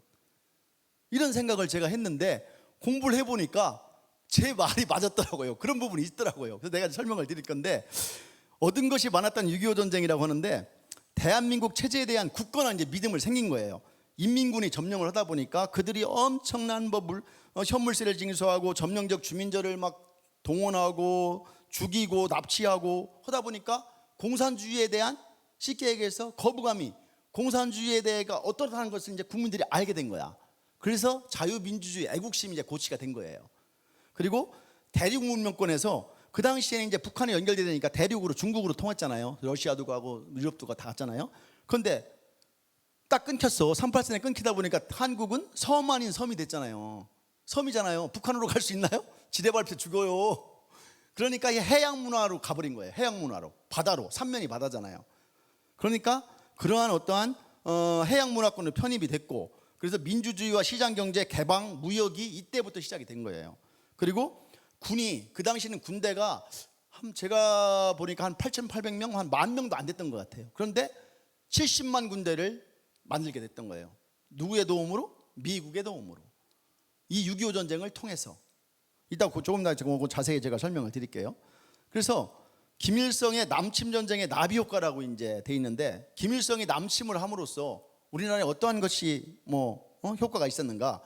김일성이 시작한 한국전쟁 엉뚱해서 엉뚱한 결과를 야기했는데, 휴전협정 끝까지 반대했던 이승만 달래기 위해서 미국은 한국과 상호 방위조약을 체결했고요. 한국군 20개 사단 건설과 해외 공군력 증강 등 70만 대군 양성을 약속을 했어요. 그리고 이후 한국군의 국가 예산의 50% 이상을 선진 과학기술 행정 조직 시스템의 선두주자로 비약적인 성장을 거듭할도록 미국이 도와줬어요. 그리고 5.16의 거시구조적 기원은 한국전쟁, 5.16이 한국전쟁 때문에 5.16이 발생했다는 겁니다. 그 전쟁은 김일성이 일으켰으니 6.25 남침의 나비 효과로 5.16 후폭풍을 불러오고 박정희 역사의 전면으로 불러냈다. 이게 무슨 얘기냐? 여러분들, 박정희가 남로당원 했던 거 아시죠? 여순 반란 사건의 핵심적인 인물이었어요. 박정희가 빨갱이였다고요. 빨갱이. 그런데 이 박정희가 잡혀서 이제, 박정희도 이제 거의 이제 인생이 끝나는 그런 어떠한 상황을 맞이했죠. 그런데 이 박정희가 굉장히 뛰어났었나 봐요. 뛰어나다 보니까 이제 육군에 있던 백선엽이나 이런 장군들이 죽이지 않고 육군본부에 그냥 책상 하나 조그만 거 하나 주고, 그때 그 당시에 소령했다고 하더라고요. 책상 하나 주고 너는 계급도 없어, 너는 거기서 그냥 시키는 일만 해 하고 있었던 거예요. 박정희를 죽이지 않고 사형시키지 않고. 그러면서 왜 그랬느냐? 박정희가 남로당원들, 각 군에 있는 남로당원들을 다 불었어요. 쟤도 빨갱이고요, 얘도 빨갱이고요, 얘도 빨갱이고, 쟤는 다 이 일 했고요, 이 일 했고요. 박정희가 전부 다 불었어요. 그래서 아까 남로당을 숙군했다고 했잖아요. 남로당을 숙군했기 때문에 박헌영이가 야 일어나, 야 빨리빨리, 야 일어나, 북한에서 터들어왔어 했을 때 일어나지 않았잖아요. 이때 박정희가 이긴다 불었던 거예요. 이때. 그래서 어떻게 됐느냐? 이제 수세에 몰렸잖아요. 그러니까 이승만 대통령이 대전으로 피신 갔는데 그때 7월 10일 정도 된다 하더라고요. 그러니까 그 밑에 있는 육군 참모총장이 얘기를 한 거예요. 이거 지금 큰일 났습니다. 우리 정말 인재들이 필요합니다. 군에 정말 뛰어나고 머리 좋고 잘 싸우는 이런 사람들이 필요합니다. 그러니까 그럼 누가 있는데? 그 중에 하나가 박정희를 된 거예요. 그래서 박정희를 현역으로 다시 복귀를 시키게 된 겁니다. 이승만 대통령이 사인을 해가지고. 그래서 결국은 이승만도 아까 말씀드렸듯이 이승만 대통령도 한성 감옥에서 칼 차고 죽기만을 기다렸잖아요. 박정희도 사실은 남로당원 빨갱이로 이제 밝혀져 가지고 인생 끝나는 종지부를 찍는 그런 하찮은 인간으로 전락하고 있었어요. 그런데 이 두 인물을, 이승만과 박정희를 정말 얼마나 비참하고 낮은 자예요. 그 자를 다시 끌어올려 가지고 이 대한민국의 경제 발전을 일으킨 데다 박정희를 썼잖아요. 또 저도 이 공부를 해보면서 이러한 일들이 이렇게 있었구나. 어떻게 생각해보면 정말 이렇게 기적이잖아요. 그냥 일반적으로 일어날 수 있는 일이 아니야. 일상에서 쉽게 안 일어나요. 이런 일들이 어떻게 일어납니까? 칼침차고 죽으려는 사람과 빨갱이로 찍혀가지고 곧 뭐 어떻게 그 멸문지할 당할지도 모르는 사람이 다시금 일어나서 이렇게 어마어마한 대한민국의 역할을 했잖아요. 그래서 김일성이가 남침을 함으로써 많은 종족산잔 비극도 했지만 이 엄청난 일도 대한민국에는 줬다. 그것이 좀 이해하기는 힘들, 역설적이지만 정말 이거는 그냥 예사롭지 않은 일이고 이것은 사람이 어떻게 그림 그려서 만들 일은 아니다. 그런 생각을 이제 제가 좀 했습니다. 그래서 넘겨줘 보세요. 이 대한민국의 이제 미국 간 상호방위 조약이 아까 이제 그 6.25 남침, 6.25 전쟁으로 얻은 것 중에 많이 있는데 이게 사실 가장 중요해요. 한미 상호방위 조약이 가장 중요하기 때문에 제가 여기다가 이제 다시 말씀을 드리는 건데, 한미 상호방위 조약의 가조인식을 이제 아까 말씀드렸듯이 변형태 한국 외무부 장관하고 델레스 미국 국무부 장관이 이제 사인을 했어요. 가조인식을 한 겁니다. 이게 1950년 10월 1일 날 체결을 했는데, 이 당시에 이승만 대통령이 무슨 말씀을 하셨냐면, 우리는 앞으로 여러 세대에 걸쳐 이 조약으로 인해 많은 혜택을 받게 될 것이며 이 조약은 앞으로 우리를 번영케 할 것입니다. 이렇게 선언을 했어요. 그 당시에 이 한미 상호방위 조약으로 인해서 얼마나 대한민국이 어떻게 될 거라는 것을 다 꿰뚫어 봤던 거예요. 그 당시에 이미. 그래서 한미 상호방위 조약을 하기 위해서, 여러분들 내가 시간이 되나 모르겠는데 한미 상호방위 조약이 그냥 된 게 아니에요. 생각을 해보세요. 그 당시에 미국이 뭐가 아쉬워요? 대한민국이 가진 거 있어요? 신발 하나도 제대로 만들지 못하는 집신 싣고 다니던 나라가, 그 나라가 한미 상호 방위 조약을 하재. 너희들 누가 쳐들어오면 우리가 가서 도와주고, 우리가 너 쳐들어오면 너가 더 도와줘. 이런 1대1 조약을 한 거예요. 이거를 미국이 그냥 해줬겠어요? 미국은 절대 안 해주죠. 그걸 해줄 바보가 어디 있어요. 그 당시엔 전략적 가치도 16개 중에 아까 15개라고 제가 했잖아요. 그럼 누가 해줍니까? 그러니까 이승만이가 또 미국에서 보면 완전 꼴통짓을 한 거예요. 뭐냐면 반공포로를 석방해버린 거예요. 반공포로를. 그 반공포로를 석방했다는 의미가 제네바 조약 이런 걸 다 위반하는 거예요. 그러면은 휴전을 할 수가 없어. 소련은 이제 휴전을 빨리 하고 미국은 떠나야 되는데 휴전을 할 수가 없는 거예요. 이 포로를 석방해버리고 위반했잖아, 우리가. 그러니까 미국이 이러한 이승만의 어떠한 그 전략에 의해서, 그리고 이 한미 상호방위 조약이 처음부터 자동 개입, 무상 원조 이런 거 없었어요. 이승만 대통령이 그 계약 방위 조약의 내용을 면밀히 검토해가지고 이거 바꿔, 이거 바꿔줘, 이거 바꿔줘, 이거 바꿔줘. 이래서 다 수정 돼가지고 된 것이 한미 상호방위 조약입니다. 그냥 된 게 아니에요. 미국이 그냥 나 이리 와, 알았어, 해줄게. 북침 통일을 한다고 하고 툭 하면은 필요 없어, 너희들 나가, 내가 그냥 북한 쳐버릴 거야. 이런 식으로 협박 아닌 협박, 공갈, 별의별 짓을 다 한 거예요. 왜? 가진 게 없으니까. 가진 게 없으니까 그러는 거 아닙니까? 가진 게 있으면 다 알아서 찾아오잖아, 우리를. 그런데 가진 게 없으면 누가 찾아와요? 누가 뭐 하자고 그래요? 사람 일이나 국가 일이나 뭐가 틀려요. 그렇잖아요. 그래서 한미 상호방위 조약이 굉장히 큰 것이고, 그래서 1954년에 한미 상호방위 조약, 한미 동맹을 조인세에 서명하고 이승만 대통령이 존 델레스 미국 국무장관과 악수를 이제 하는 요 장면이 이게 있는 겁니다. 그래서 한미 상호방호 조약의 결과는 1953년 이전에는 우리가 동북아라고 하잖아요. 우리가 처해 있는 곳이 지정학적 위치로 동북아잖아요. 청일전쟁이 1894년, 러일전쟁 1904년, 1차 세계대전 1914년, 일본군 산동반도 점령했고, 만주사변 1931년, 중일전쟁 1937년, 태평양전쟁 1941년, 수도 없는 전쟁이 터진 화약고였었어요, 이 동북아가. 그리고 한국은 특히 아까 말씀드렸듯이 힘이 없으니까 이놈 저놈이 다 와서 두드려 패는 거예요. 엄청난 침략을 받았잖아요. 그런데 한미 상호 방위 조약 이후에 1954년 이후에 미국은 순서로 일단 일본을 성장시켰고요, 그 다음에 한국, 중국 차례대로 경제 성장을 하게 된 겁니다. 그리고 패전국 일본이 부흥하니까 한국 산업화와 민주화가 됐고, 그 다음에 중국 개혁 개방이 됐는데, 사실은 요즘에 중국이 조금 이상하게 변하긴 했어요. 그런데 이 당시에 한미 상호 방위 조약으로 이렇게 다 먹고 살게 다 해주고 다 하니까 싸울 일 있나요? 그리고 미국이 도와주니까 미국 말을 들을 거 아닙니까? 그러니까 싸움을 안 하는 거예요. 그리고 아주 힘센 형이 막말로 전국구 건달이 보호해주고 있는데 어디 동네 깡패가 와가지고 나 팹니까? 안 패잖아요. 똑같은 이치잖아요.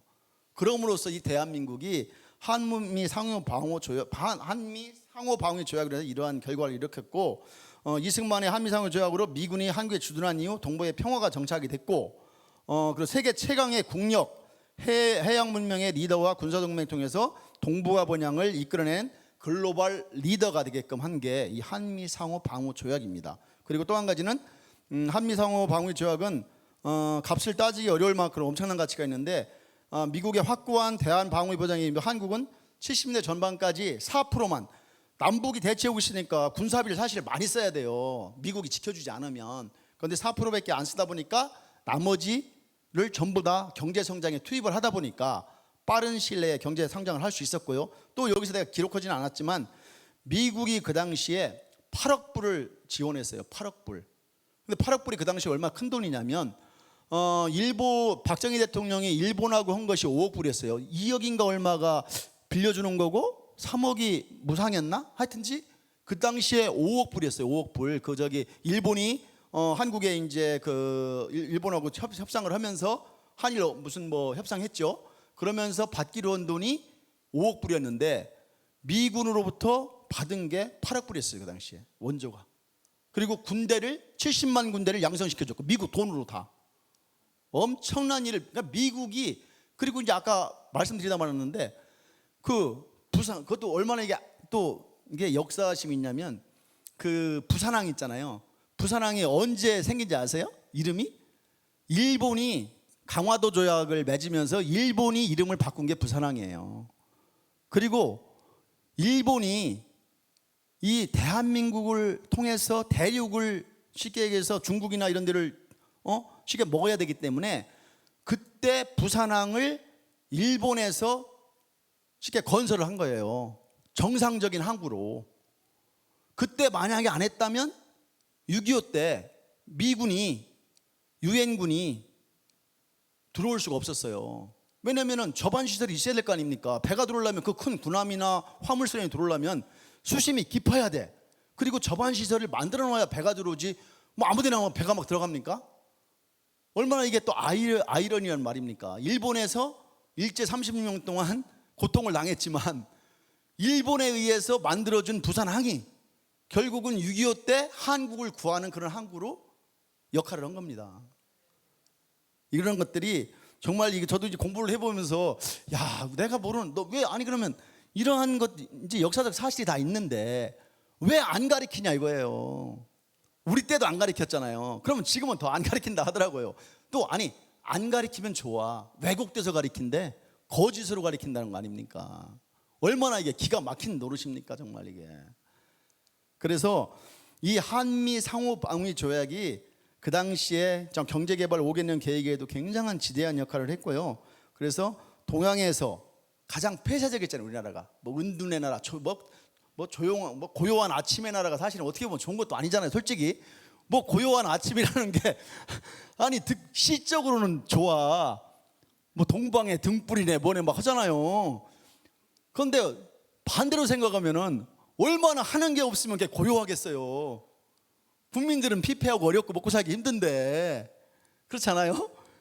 그러니까 정말 이것이 좀 한미 상호 방위적으로 인해서 이 대한민국이 은둔의 나라에서 팍스 아메리카나국가는 미국하고 이제 맹방이 돼서 서구 문명에 완전히 개방됐고, 대륙 국가였던 한국은 이 과정에서 해양 지향의 태평양 국가로 탈바꿈을 하게 된 겁니다. 넘겨줘 보세요. 그래서 이승만 대통령이 얼마나 위대하냐면 세계 최초의 반공주의자인데, 여기 보셨죠 여러분? 그 당시에 공산화된 나라가 44개국이었어요. 이 당시에. 한국 보이세요? 눈 나빠서 안 보이시죠? 너무 작아서 안 보이는 거야. 눈 나빠서 안 보이는 게 아니라 한국이 너무 작아서 안 보이는 거예요. 이렇게 다 뻘겋게 시뻘건데 불구하고 이 와중에 자유민주주의를 세운 게 이승만 대통령이에요. 얼마나 위대합니까? 이게 상상이 가세요? 이거 발로 차도 그냥 바로 빨갛게 되겠어. 물감통 갖다 부으면 빨갛게 되는 거 아니에요? 진짜 이게 소련에 의해서 그 당시에 전 세계가 공산화 쓰나미에 휩쓸려 넘어갈 때 공산주의와 싸워서 자유민주주의와 시장경제를 수립하고 지켜낸 사람이 이승만 대통령이라는 겁니다.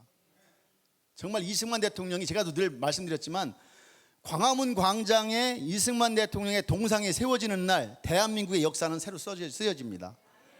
저들이, 좌파들이 왜곡된 역사를 할 수가 없어요.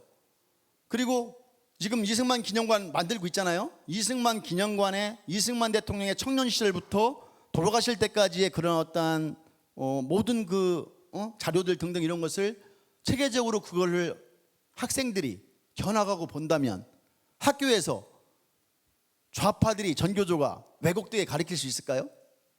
그래서 저는 이승만 대통령의 동상이 광화문을 세워지고 기념관이 세워지는 날 대한민국의 역사는 새로 써야 된다, 이렇게 생각을 하고 있습니다. 그래서 여기 보시면 장기판의 조를 김일성이라고 되어 있는데, 김일성은 사실 그 당시에 전쟁 계획하고 실행하고 정전협상 과정에서 장기판의 조에 불과했다고 이제 표현을 했는데, 전쟁은 소련과 중공의 승인 받아야 했고 전적으로 양국의 원조에 의해서 이제 한 겁니다.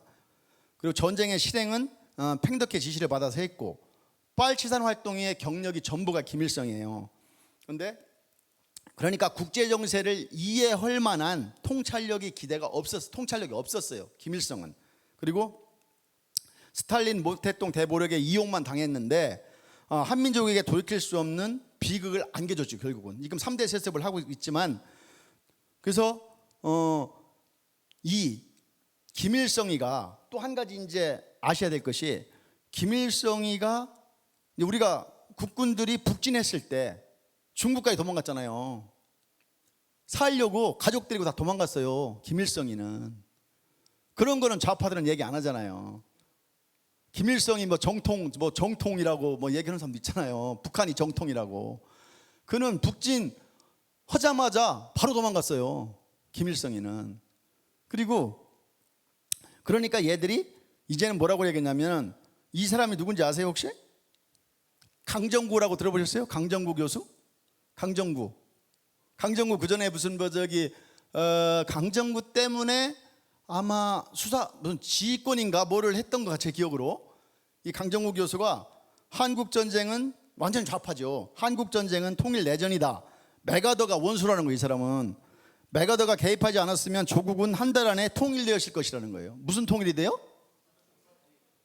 이런 사람이 대한민국 대학교의 교수예요. 정말 기가 막힌 날. 그러니까 저는 한편 이런 생각도 해요. 민주주의가 좋긴 좋다. 그런데 자유민주주의라는 걸 누릴 건 다 누리면서 이런 정말, 그럼 자기 혼자나 이런 생각을 하면 좋잖아요. 그런 지위를 이용해서 영향력을 발휘함으로써 이 판단 능력이 없는 사람들에게 잘못된 역사관을 가리키는 거잖아요. 이런 인간들을 어떻게 해야 됩니까? 그러니까 이런 인간들이 너무 많아요, 대한민국은. 너무 많아요 지금. 그래서 이들이 뭐라고 하는지 아세요? 누가 남침했는가는 중요치 않다는 거 주장을 해요. 이건 결국은 김일성의 면죄부 주는 건데, 저는 그래서 이런 생각을 해봤어요. 이게 미군이 어떻다, 대한민국의 역사를 부정하고 이런 사람들은, 이게 북한이 아직도 생존하기 있기 때문에 발생하는 한국적인 상황이에요. 만약에 북한이 없다면 이들이 이런 어떠한 역사를 왜곡하고 날조하는 일이 있을까요? 이 사람 난 이렇게 생각을 해요. 이 사람들이 이렇게 얘기하는 사람들은 다 북한의 사관을 가진 사람들이야. 북한의 입장에서 역사를 평가하고 판단하는 사람들이란 말입니다. 그렇지 않고서는 이러한 주장을 할 수가 없죠. 대한민국의 이 놀라운 기적적인 경제발전과 이 풍요로움을 누리면서 저들을 추앙해요. 이게 논리적으로 말이 안 맞거든요. 그래서 넘겨줘 보세요. 이승만 대통령이 정말 자유민주공화국 새 기둥을 완성했는데 자유민주주의, 자유시장경제, 한미동맹 이것을 통해서 1954년에 이게 다 이루어졌어요. 그래서 대한민국은 54년에 완전 독립됐다 이렇게 주장해도 과언이 아니다 이렇게 이제 말씀을 드리는 거고요. 그래서 넘겨줘 보세요. 이거 사진 보셨죠? 이게 한 70여 년 동안에 북한과 남한이 체제가 틀리게 자유민주주의와 공산주의 체제로 살아보니까 이렇게 됐다는 거예요. 그럼 이미 끝난 거 아니에요? 더 이상 뭐 말해서 뭐합니까? 이미 끝난 거잖아. 이미 어느 체제가 정말 우리 인간들한테, 우리 사람들한테 이롭고 대한민국의 선택이 옳았다는 것이 이미 만천하에 드러나고 증명이 됐잖아요. 그런데도 저쪽을 빨아대는 애들은 도대체 무슨 생각을 갖고 있는 애들이에요? 정말. 그런데 전 이런 생각을 해요. 좀 이해하려고 하는 것은 강남 좌파 빼고는 생계형 좌파구나. 왜? 그렇게 부르짖고 해야만 먹을 걸 주는 거야. 돈을 주는 거야. 수많은 시민단체 있잖아요. 그 사람들은 먹이사슬로 연결되다 보니까 무조건이야. 무조건 걔들이야. 왜? 자기들 돈을 주니까. 그래서 저는 북한으로 가라면 안 가잖아요. 그러니까 생계형이에요. 생계형. 먹고 살기 위해서 그냥 하는 것이지 막상 북한이 쳐들어오면 아마 제일 먼저 도망갈 것 같아요. 제가 보기에는. 그래서 이미 체제 전쟁은 다 끝났다고 보고요. 그럼에도 불구하고 저들이 저러고 있는 것을 빨리 통일해야 된다. 정말 복음 통일이 돼야 된다. 이 말씀을 드리고 넘겨줘 보세요.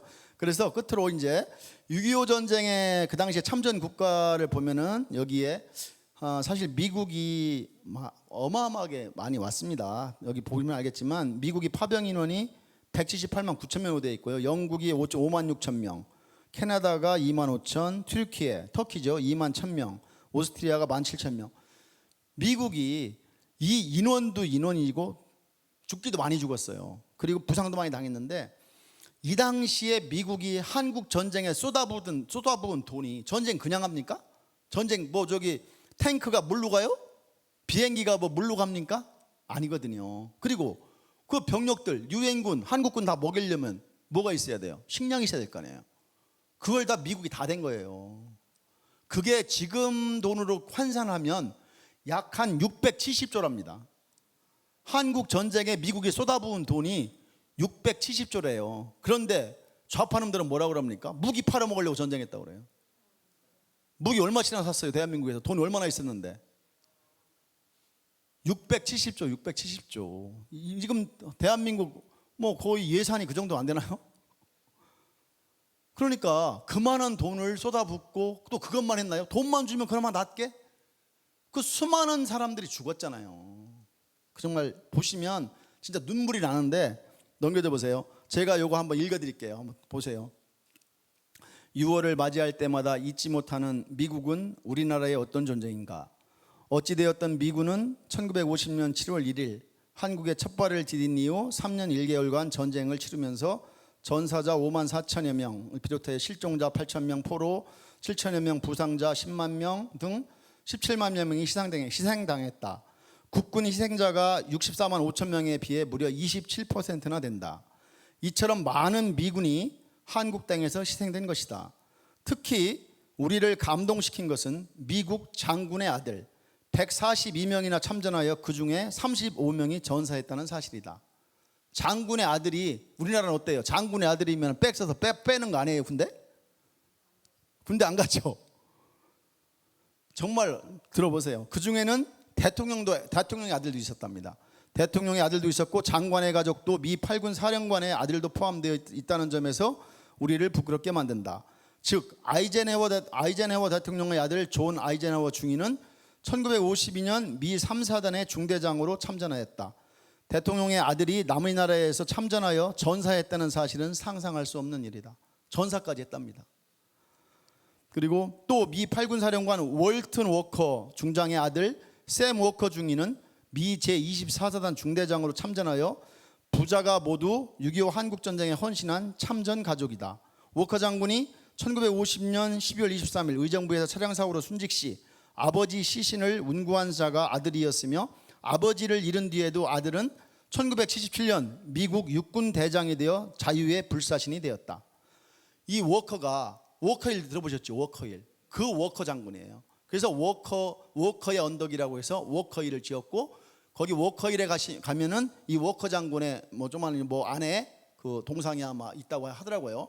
그래서 한번 기회 되시면 워커일 혹시 가실 기회가 있으시면 요거를 생각하면서 워커 장군 있는 걸 한번 찾아보시기 바랍니다. 노르만디 상륙작전에 참전했었던 벤 플리투 장군도 한국전에 참전하여 사단장, 군단장, 8군 사령관까지 오른 인물이다. 그의 아들 지니 벤 플리트 2세도 한국전에 지원하여 B-52 폭격기 조종사가 되었다. 그러나 지미 대위는 1952년 4월 4일 새벽 전폭기를 몰고 평남 순천 지역에서 야간 출격 공중전투 중 게레도당의 대공포에 전사했다. 지미 대위가 처음 참전을 결심했을 때 어머니에게 보낸 편지는 우리의 신금을 울렸다. 이게 편지 내용입니다. 그 지미 대위가 어머니한테 쓴 편지. 어머니, 아버지는 자유를 지키기 위해 한국 전선에서 싸우고 계십니다. 이제 저도 힘을 보탤 시간이 온 것 같습니다. 어머니, 저를 위해 기도하지 마시고 함께 싸우는 전우들을 위해 기도해 주십시오. 그들 중에는 무사히 돌아오기를 기다리는 아내를 둔 사람도 있을 것이고 아직 가정을 이루지 못한 사람도 있습니다라고 보냈다. 그 편지가 마지막이 될 줄이야. 이렇게 보내고 자기는 전사를 했잖아요.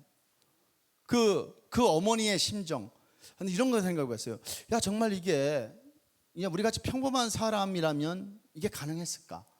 이들도 미국이 그리스도의 나라잖아요. 그런데 그런 예수님의 사랑, 이웃 사랑, 이런 것이 내재되어 있지 않다면, 이런 것이 평상시에 그 신앙심이 없다면 이런 것이 과연 가능할까? 저는 불가능하다고 보거든요. 여러분들 생각은 어떠신지 모르겠는데 저는 불가능하다고 봅니다. 어떻게 이게 가능합니까? 그리고 내가 평상시에 알던, 나를 도와줬던 사람을 도와주라는 것도 아니야. 그 당시에 대한민국은요, 존재 가치도 없었을 때예요. 어디에 붙어 있는지도 모를 때예요. 그럴 때 그 수많은 미국 젊은이들이 이 자유를 지키겠다고, 공산주의를 물리치겠다고 이렇게 왔던 겁니다. 정말 기가 막힌 노릇이죠. 그래서 우리 국민이 잊지 않고 기억할 것은 1950년 한국전쟁 발발 시 미국 웨스트포인트 사관학교를 졸업하고 임관한 신임 소위 365명 중 한국전에 참전했다가 희생당한 장교가 110명이랍니다. 그 중에 41명이 전사했고요.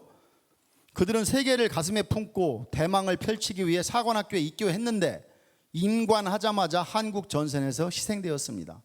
피어보지도 못한 그들의 통한, 세계 자유를 지키기 위해 이름도 모르는 나라를 지켜주기 위해 아낌없이 목숨을 바쳐준 미국 국민들과 군인들, 그들이 없었더라면 현재의 대한민국은 어떻게 되었을까? 한없이 그들의 헌신과 희생이 고마운 그런 달입니다. 공산 전체주의 북한 김일성 일가의 만행을 규탄하고 계례적들로부터 귀한 목숨을 잃은 남침 전쟁을 잊을 수 없는 6월, 정말 호국 보훈의 달이고요. 이런 분들한테 이런 기회를 돼서라도 정말 그분들한테 감사하고 그분들의 정말 희생을 우리가 기리는 그런 소중한 시간이 됐으면 하고요. 제가 이렇게 좀 시간을 좀 많이 했네요. 이렇게 하다 보니까 됐는데, 하여튼 저도 이 공부를 하면서 여러 가지 몰랐던 6.25에 대한, 이것이 진짜 6.25라, 이렇게 제목으로 이제 제가 말씀을 드렸는데, 저도 이제 공부를 하다 보니까 제가 역사학자도 아니고 제가 무슨 강사도 아니고 저는 사업으로 하는 사람이잖아요. 평범한 사람이잖아요. 이 평범한 사람이 이런 걸 가지고 이렇게 여러분들 앞에서 같이 나누고 강의라고 해서 강의도 하고 이런 것들은 제가 나름대로 많은 자료도 찾아보고 해서 이제 제가 이제 이런 것을 만든 건데, 거기에는 여러분들도 시간 나실 때 저보다 훨씬 똑똑하고 잘난 분들 중에서 한국 근현대사의 이제 전문가의 김용삼 대기자라고 있어요. 그분이 펜앤드 마이크의 이제 대기자인데, 그분이 근현대사의 가장 제가 많은 사람들을 이렇게 봤는데 그 사람이 가장 정확한 아마 근현대사 전문가인 것 같더라고요. 그래서 제가 그분 거를 좀 많이 인용을 했고 다른 것도 이제 조금 더 추가로 좀 하긴 했는데, 여러분들도 기회가 되면은 시간 될 때 이런 대한민국의 역사를 좀 올바로 보고, 그래서 지금 현재 대한민국이 처한 것이 만만치 않잖아요. 그래서 이제 저는 왜 오늘 이 말씀을 드린, 이제 그 6.25에 대해서 우리가 동족상전의 비극이라고만 느끼지 말고 6.25를 통해서 우리가 얻은 것들이 뭐가 있고 우리 대한민국이 어떻게 됐냐는 걸 말씀드리는 이유는, 정말 이 나라를 정치인들 보면 정말 토가 나오잖아요. 실망스러워. 그런 와중에도 지금 상황보다 훨씬 어려운 환경에서도 이 대한민국이 정말 지켜졌고 또 어마어마한 성장을 해왔고, 이런 어떠한 작은 희망 속에서 지금도 어렵고 힘들지만 우리가 힘을 합하고 또 주님 하나님께서 또 우리를 기도를 들어주시고, 그럼 대한민국이 다시금 정말 저들을 다 몰아내고, 한 줌도 안 되는 주사파 아닙니까? 저들을 다 몰아내고 대한민국이 우뚝 섰으면 하는 그런 마음입니다. 감사합니다.